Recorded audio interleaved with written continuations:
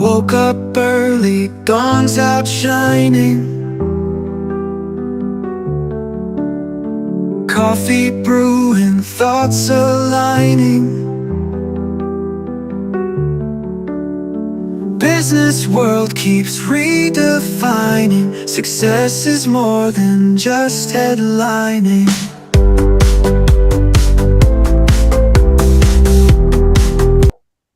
Good morning, folks. I'm Fred McMurray, and we're back for another episode of Pillars Principles with Ray Pillar and Jim Treleaven. Ray, Jim, good to see you, folks. How we doing? Good. Another beautiful day here in Good to see you, Fred, and good to see both of you as well. Yeah. All right. So we've had great response on other platforms, and for our listeners, it looks like we're going to be going to FM radio very soon. So congratulations to Ray and Jim. People like listening to you, may not like looking at you, but do like listening to you. It's okay. I don't like looking at myself either. One of the K-Fred Prime Live shows I did, they were talking about when you look at yourself in the face in the mirror, what do you see, or how do you talk to yourself? And my response was, when I look at my face in the mirror, I'm like, do I got to shave today or not? And that's the only thing in my brain. So enough of the fun stuff. So let's go and talk business. Let's talk about Pillars Principles. Today, the topic is my business is growing and I need help. How do I hire people? Ultimately, how do I manage people? And finally, how do I fire people if I need to? So let's start out with how to hire people. Ray. Well, if your business is already growing, your thinking is a little bit late, because you probably should have started thinking about hiring and how you're hiring and who you're hiring before your business started to grow. So I screwed up. Let me alone. And the thing that comes to mind is begin with the end in mind. So we're going to go Covey. Yeah, Stephen Covey. Begin with the end in mind. It's really important to think about who you're hiring, and because you're not going to be hiring, at least if you're beginning with the end in mind, you're not hiring someone that's going to be there a couple of days, a couple of weeks, a couple of months, or probably more than a couple of years. Right now, I have an employee who's been with me about 18 years, so I'll leave it to Jim at that point. All right. Well, so you said begin with the end in mind, and so the idea is that you're going to look at how long. If this is a long-term employee, you want to make sure you take that in mind. What other, besides beginning with the end in mind, what other tips or principles would you apply to the hiring process, or to the look? Maybe it's when you start to look, where are you going to look? How'd you go out and find people? Well, you look at your current employee base. Okay, does that person have potential more than what you originally hired that person for? So all of my office employees have worked out in the field, but you constantly, when you're talking to them, you look. Does that person have the potential to work in the office if they're working out in the field now? All right.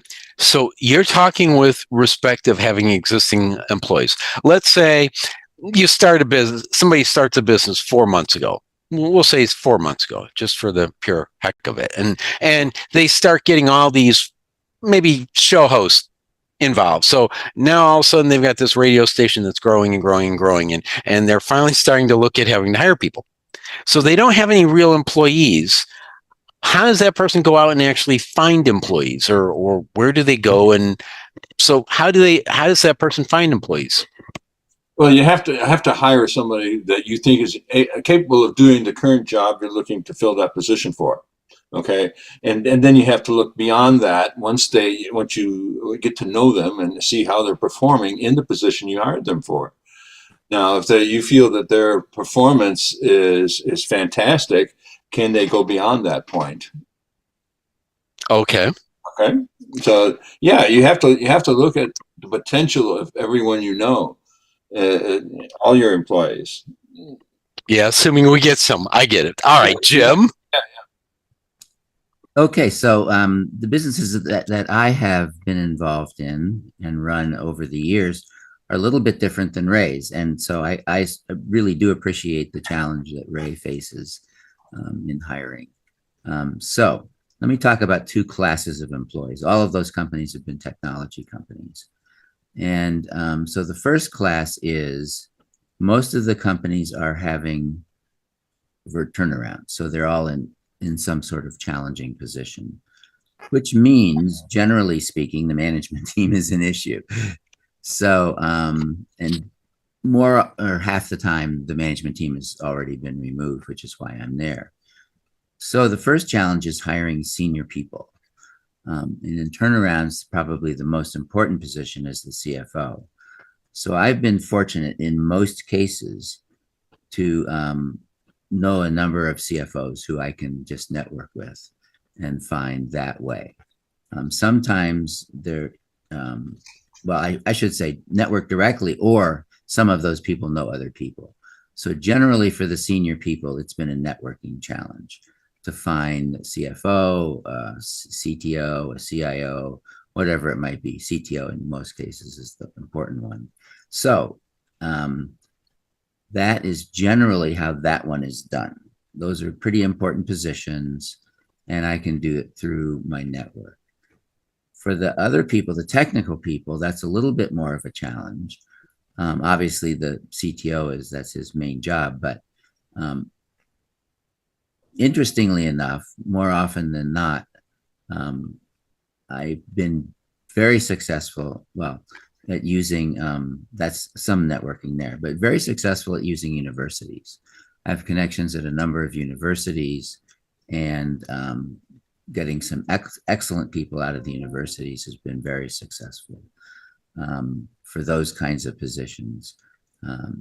And as well as through some networking on that side. So it's in most cases, we required additional really good people to get things going. The other challenging area for most of those companies was marketing and sales. So I would call Fred.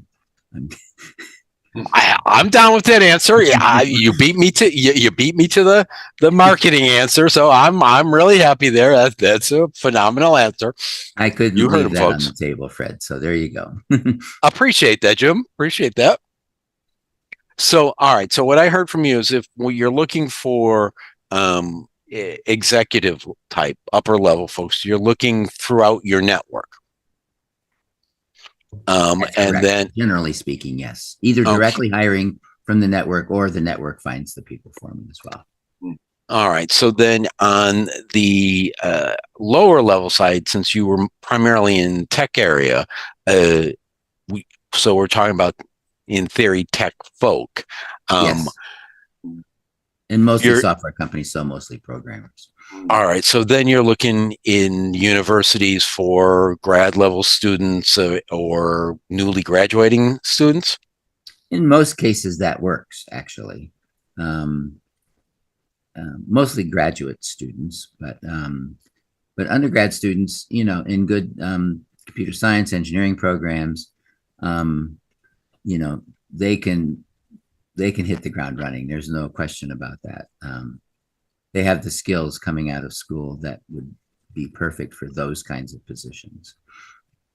All right. So I'm going to go back to Ray and say, and then I'll hit Jim with the same question of in this topic, in this question, what are the gotchas? What are the things you have to look out for that can sneak up and bite you in what you said earlier?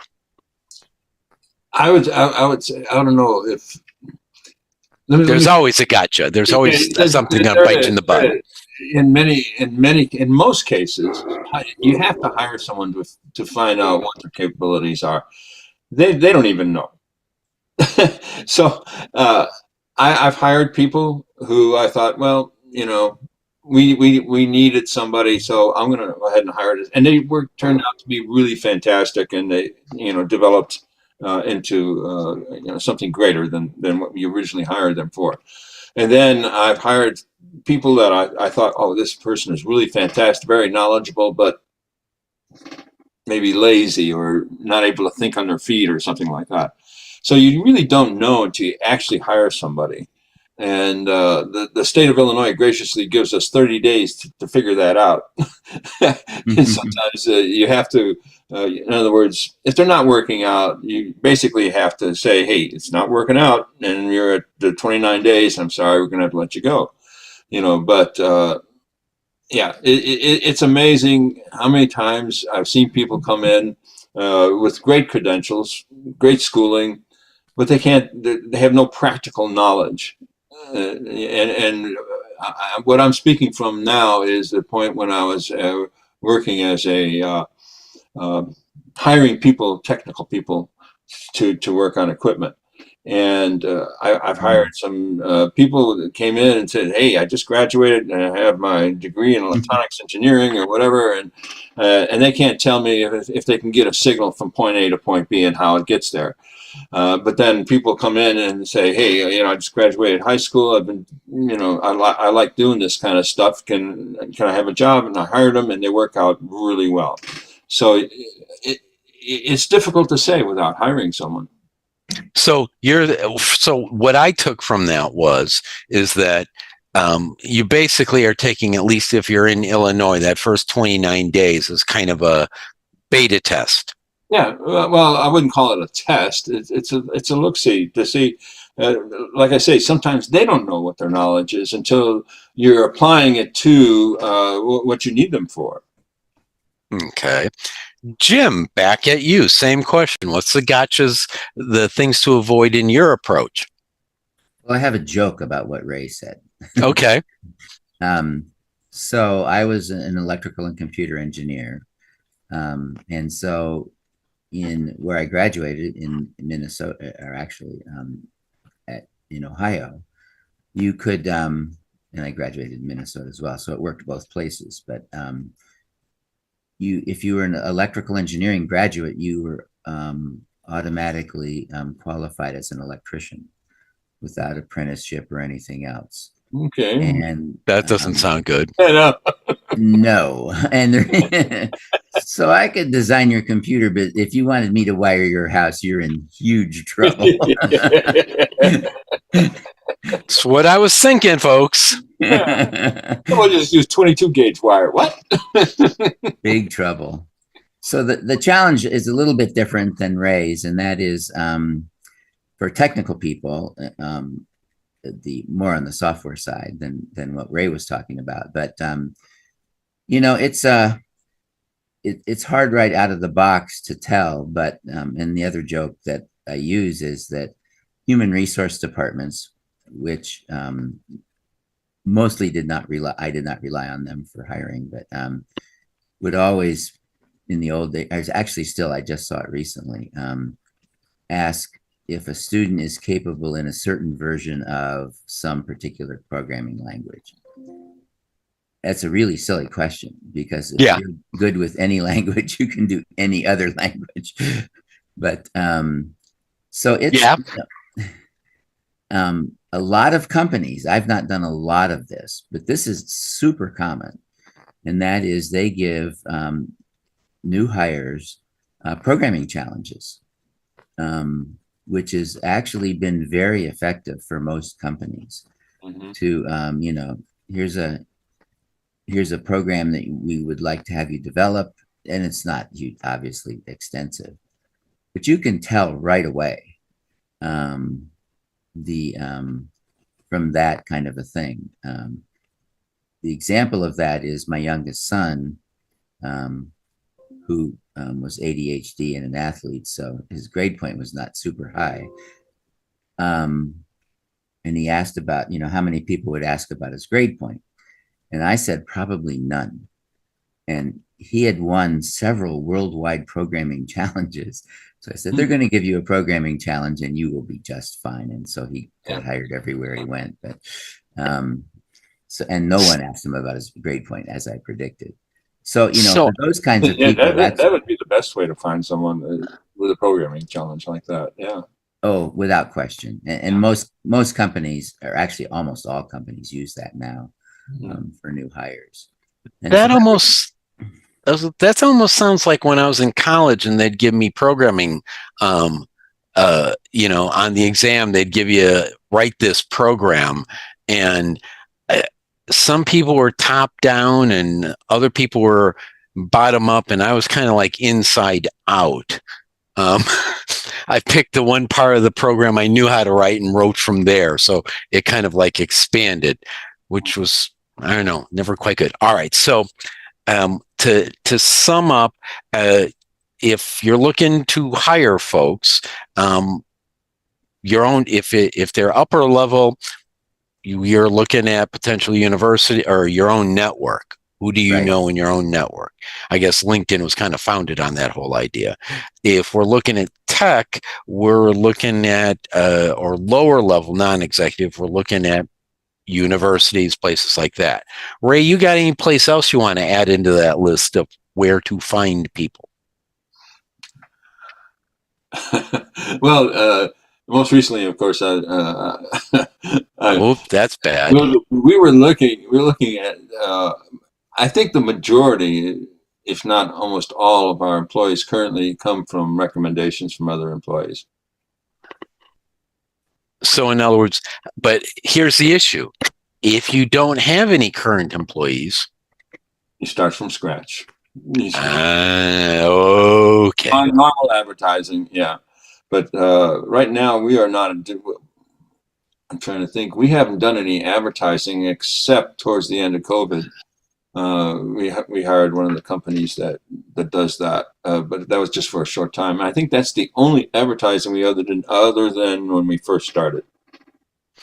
All right. So in the time we got left, I want to jump to the other side of it.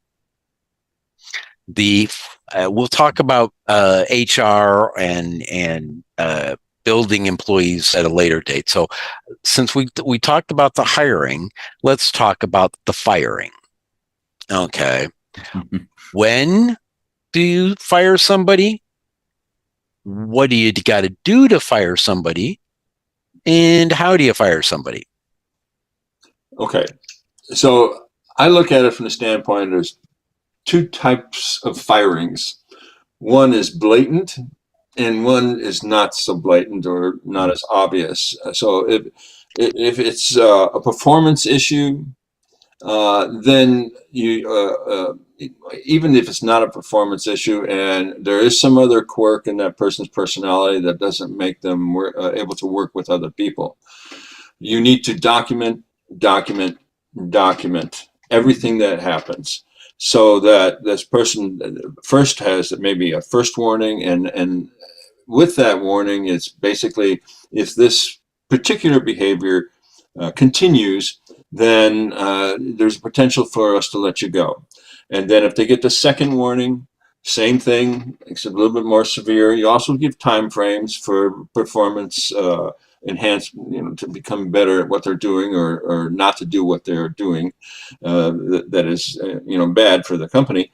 And then when you get to the third point, that's when everything is documented, what they did, how it's affecting your business, and the fact that they were given lots of time to correct that.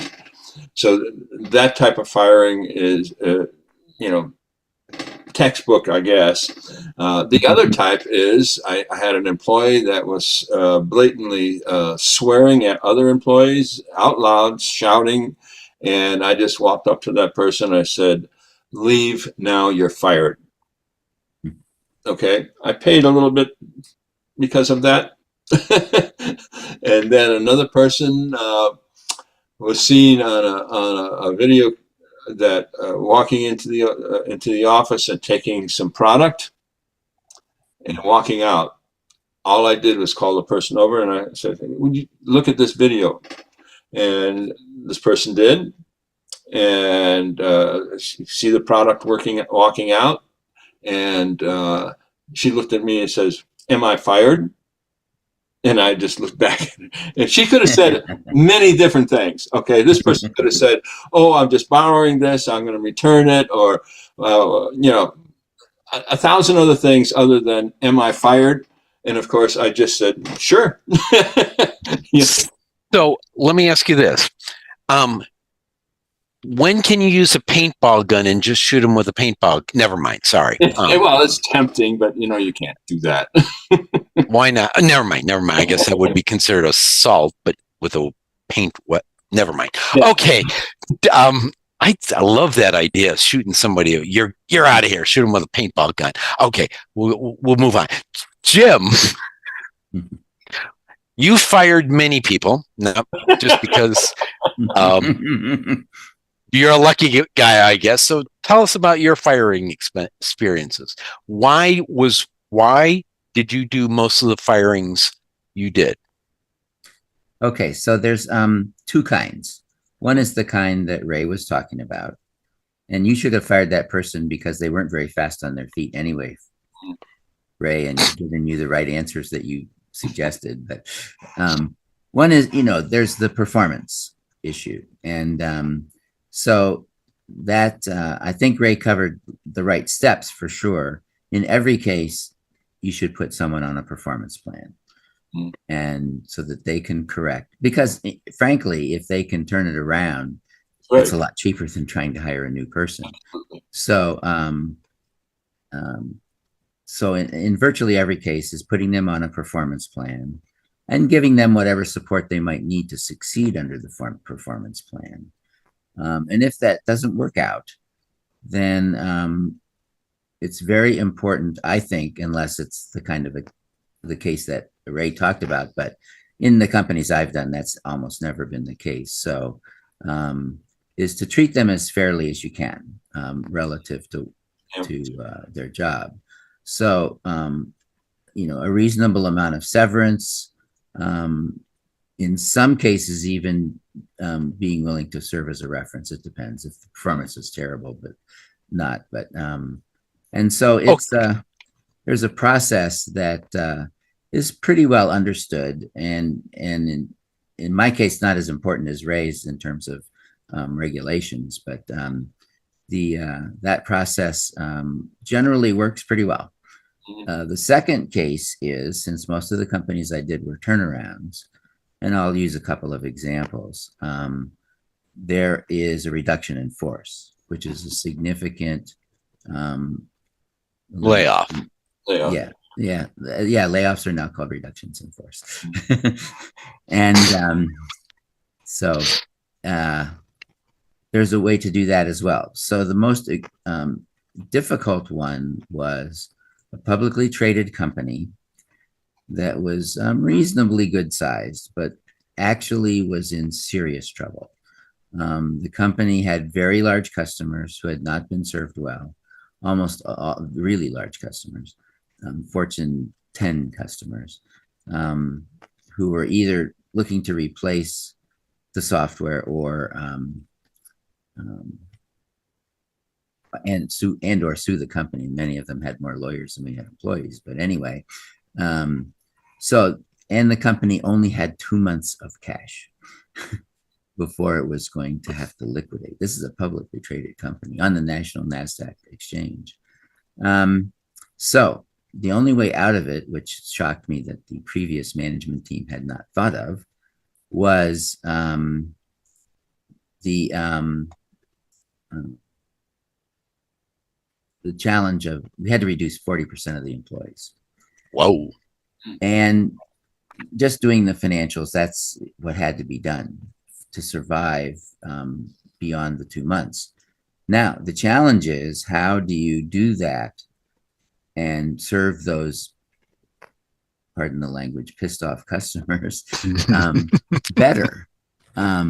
So I'm the new guy from Chicago. I don't even know where the men's room is. So how am I going to do this? So I'm going to give a little kudos to HR. That they were the woman running HR was the one I relied on. And we actually put together something called the Guiding Coalition. It's in the change management process. So we had employees we had senior employees, and we had an employee from every group. a software engineer, a customer service representative, a salesperson, and it was about 10 people, and gave them the challenge. What 40% are we going to do, and how are we going to structure the company to better serve the customers? And they did just a wonderful job. The company actually survived and did well. Now, how do we treat the 40% that are going to be leaving the company? And the same thing is true. The reason that we did it almost immediately is if we waited till the end of the 2 months, we wouldn't have had any cash to do severance. We did it immediately, and we had enough cash to actually do reasonable severance for those people. It was very important for the long-term health of the company, how the employees that stayed viewed how we handled it, to actually treat them as fairly as we could. So we were able to treat the employees that were let go fairly from a financial standpoint. And we actually said we would help them find new positions. And in many cases, we were able to do that. And most employees really appreciated that. And the employees that were remaining, they were important because we needed them to perform really well. And this group actually designed an organization structure that facilitated better customer support. But everybody in the company that remained knew they had a voice in the room. The person sitting next to them was in there. It wasn't just the jerk from Chicago walking in and walking down the hallway and pointing at people.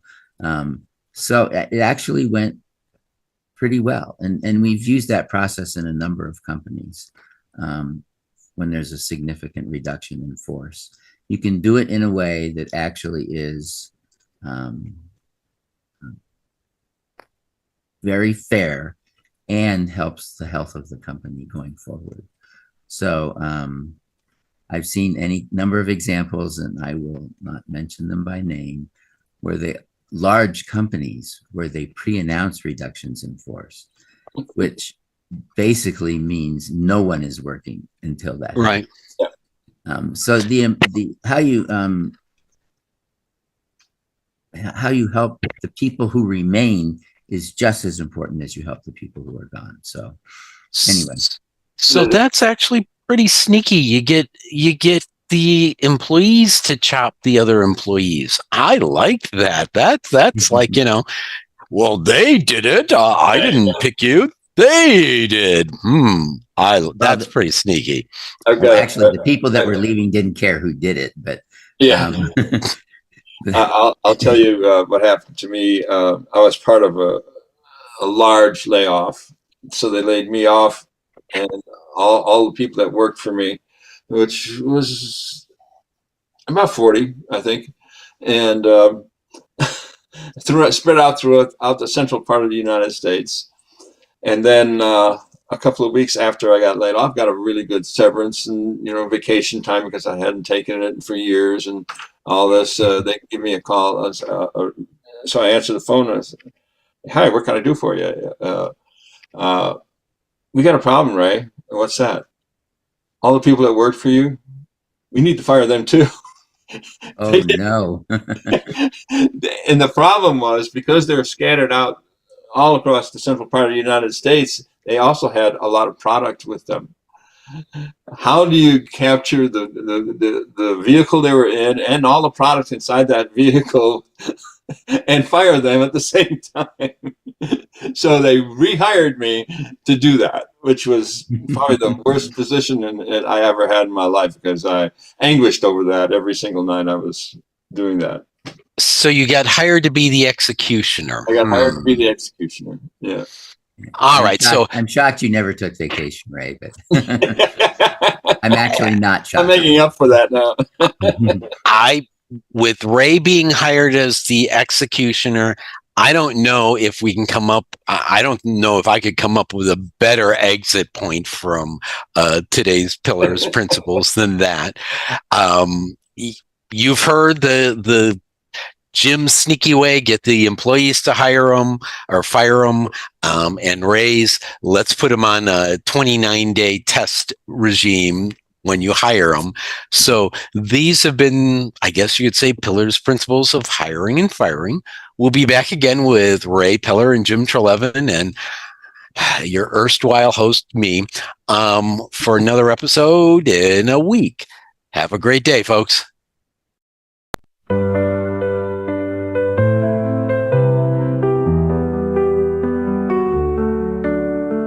Woke up early, dawn's out shining.